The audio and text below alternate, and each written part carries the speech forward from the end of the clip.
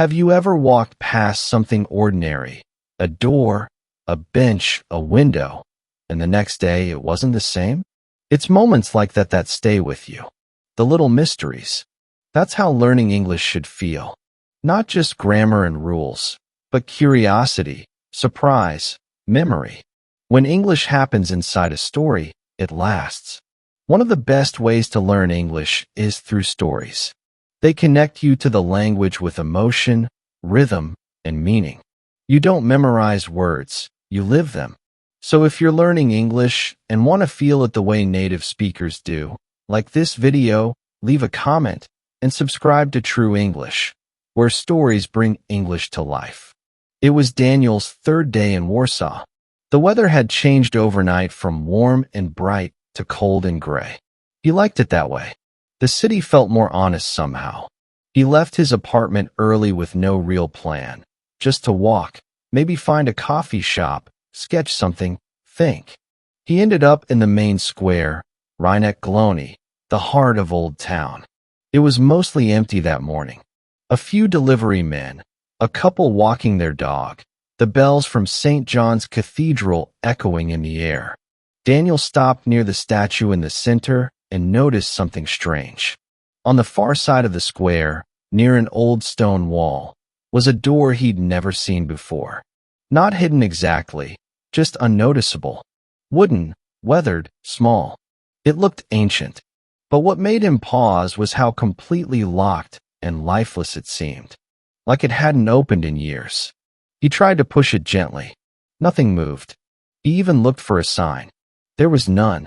He stared at it for a moment, then walked away. The next morning, without planning it, he ended up in the same square again. The light was different, soft and gold this time. There were more people, street musicians playing, children chasing pigeons. He almost forgot about the door until he turned the corner and froze.